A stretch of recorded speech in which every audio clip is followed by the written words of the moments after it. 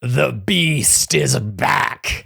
Or should we say the sand beast? This week, ABC revealed that Wells Adams is going to have some competition as the alcohol supplier for the All-Stars. Season 15 Bachelorette Hannah Brown will be the co-host, and a new addition to Paradise in this new thing they're doing called the Champagne Lounge alongside Wells Adams. I saw this news at the same time as the Mellow news. Yeah. And I was like, what is happening? I stay off the news for 30 seconds and there's a deluge. Week. I am so excited. Same. I not only for Hannah Brown, but for you watching Wells watch Hannah Brown, like him getting this news. Oh, I love it. I know. The Champagne Lounge is a newly created space in Paradise where Hannah Brown will serve alcohol to players during rose ceremonies. While specific details about the lounge's function have not been disclosed, it appears to be a setting for social interactions and perhaps candid conversations among contestants, as well as a chance for Brown to upstage Adams. This season will have several other changes as well. We say goodbye to the Mexican crabs and hello to the Costa Rican monkeys, I assume. I assume there will be monkeys. And for the first time, Golden players will get to strut their stuff in the All-Star game. Leslie Fima and Gary Livingston are the only two Goldens confirmed so far, but there will be others. I bet Sandra will be there. Players are flying to Costa Rica as we speak, and some, let's just say, have been preparing for the season exclusively. Good luck to those who haven't. Indeed. God, I can't wait. The exact premiere date for season 10 has not been announced, but it's expected sometime later this summer. Good luck to everyone going there. Some of you are going to need it. Does Champagne Lounge not have the same connotation to you? But I just always think of strip clubs. Yeah. I'm like, isn't that a thing? Like, that's where you go in the back? Yeah, Chris Rock has that famous, in quotes, song called No Sex in the Champagne Room. Oh, it's Champagne Room. Maybe lounge is different. Yeah, that makes it classier, I guess. Mm-hmm. No, it's just a weird thing to call it. It doesn't have a paradisey feel at all. Mm. They could have called it a cabana. Palapa. You know what I mean? Yeah, anything that is more like a beach time. The Champagne Lounge is very strip clubby, you're right. Why do you think they made this decision? They're not replacing Wells. No, but let's really break this down a little bit. What do you think Hannah Brown made to do this? 150 grand? More, you think? 2 weeks? I think 200,000. Yeah. She's a best-selling author. You know how they make so much money.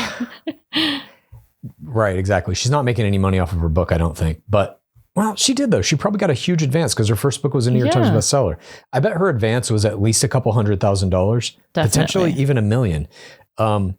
So to get her to come back into the franchise and do something that is going to have enough volume to it, the performance, that they're announcing it this early, saying she's going to do this thing and she's going to come join Wells at the Champagne Lounge. I don't think it's going to be some minimal thing where she shows up for a day. It seems like she's there for the whole season. Every episode. Yeah. I bet she got paid more than Wells Adams. I'm sure that's already a point of contention between them. Oh my God. There's no way she didn't. Bartender budget. Yeah. There's no way she didn't. And when Wells Adams is like, wow, they didn't give me a raise this time around, but they hired Hannah Brown. Like, he's not happy. I would assume he is not happy about this. Of course he's not happy. And I don't know if she's... Yes, there's no reason to be. This is very bad for him. He talks so much about people coming for his job all the time. Yep. And now it's happening for real. And it's the biggest player in the history of Bachelor, at least in terms of Instagram. She's the most beloved Bachelorette maybe to have ever played the game. And a Gore girl. What? We had her on the podcast. Yeah, Gore girl. For Wells Adams to maintain relevance in the face of the brightest sun that he has ever stood next to, I don't know what he's going to have to do. I don't think he's capable of doing it. If she wants that job, like for her, I view this as she's testing something out. She wants to see how Scott Teddy and his crew produce a show, how she's going to be treated, how this season's going to come off. And if all those things go well, it's her show. They all come crawling back. Tyler Cameron spouting off about Latia. Hannah Brown now coming to the Champagne Lounge and VIP. Yeah. It's great. I just wish that I had a recording of the conversation and how this all went about, because the idea didn't come from Hannah Brown. This is a Scott Teddy idea, or at least somebody in the circle of producers that are making creative decisions on this season of Bachelor in Paradise. One of them was like, we need to get Hannah Brown. And then they got her. Like, what the fuck? She, in my opinion, she's bigger than Tyler Cameron. And he was always kind of like the big get. If you can get him to come back and be the Bachelor or do something or whatever. Hashtag pay Tyler Cameron $1 million. Yeah, exactly. I don't think they paid her that because this is only a 2-week shoot. No. You got to remember. This is not anchoring a whole season. She's just going to be there to have fun and fuck with the players and whatever. But for any players going, if you're listening to this on your airplane right now, become her best friend. Some of you already know about that. Wow, I'm so excited. You're giving some of your tips out publicly. Yeah, that's a general tip. I think everybody knows it, but certain players have strategies Suck up to do it. All the hosts. What? This woman could take Jesse Palmer's job. If she wants it, it's right there. I mean, DLP, start speaking French. You gotta bring your A game. There better be a scene with I didn't even think about that. And Mello playing football. That better happen. Just throwing the old pigskin around. We're definitely gonna see that.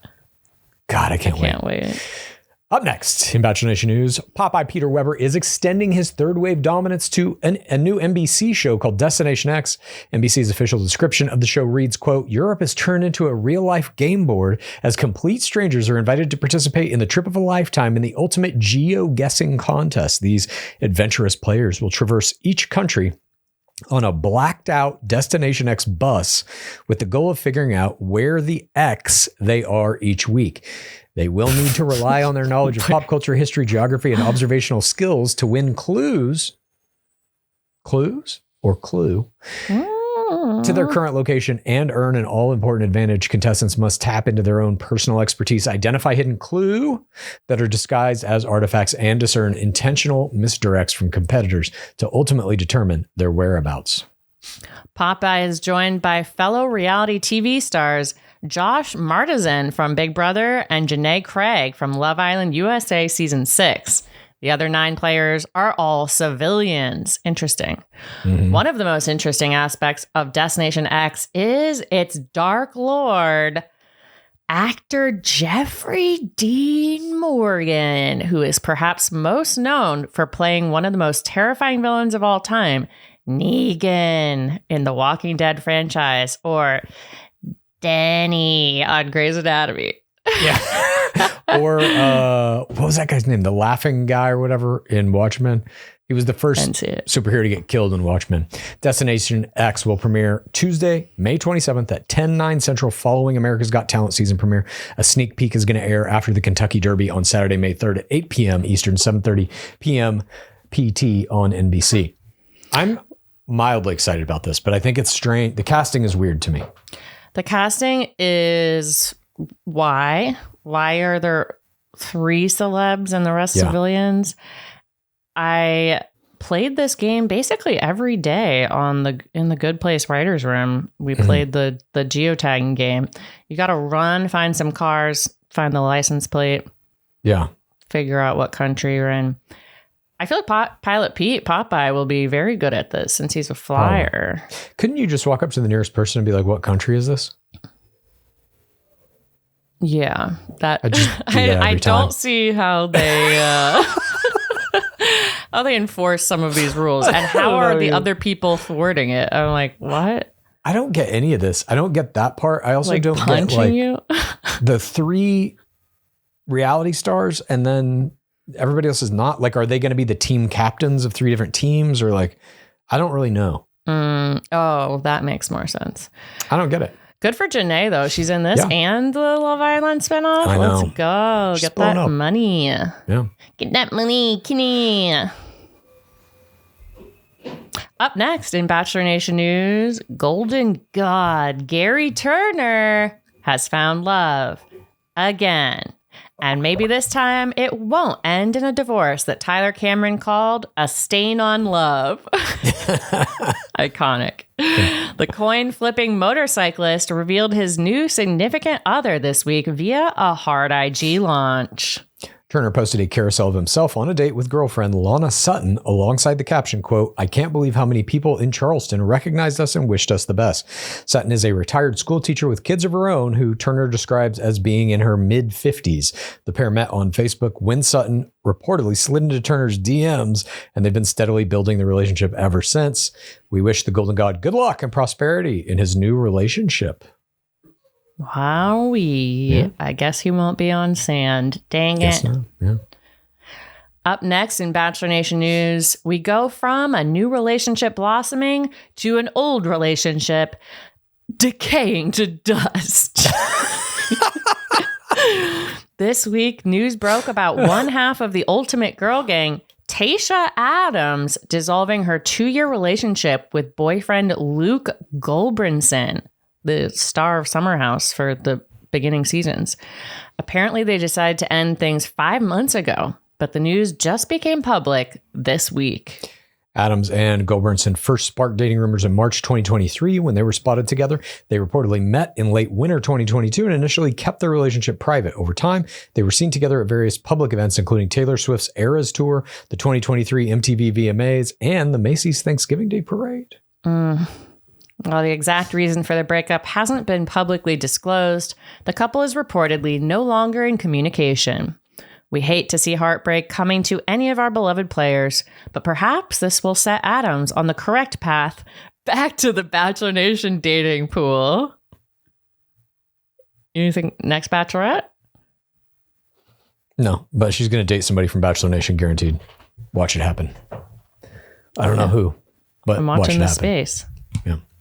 Ivan Hall. Finally, in Bachelor Nation news. Didn't he just get engaged? Did he? I don't know. He's going to find Christ and they'll get back together. Promise you. And finally, in Bachelor Nation news, a belated birthday wish to the Rachel Lindsay, who hit the big 4-0 last week. Congrats on reaching this milestone, being free of the ABBA solo nightmare, and on everything she has contributed to the culture of our beloved game and to the culture of humanity at large. I still listen to her and Van Lathan on Higher Learning. At least Van Lathan is so funny. 10 to 15 minutes of that podcast every week. I absolutely love it. Van Lathan is out of the world. Love him. Please rate this podcast.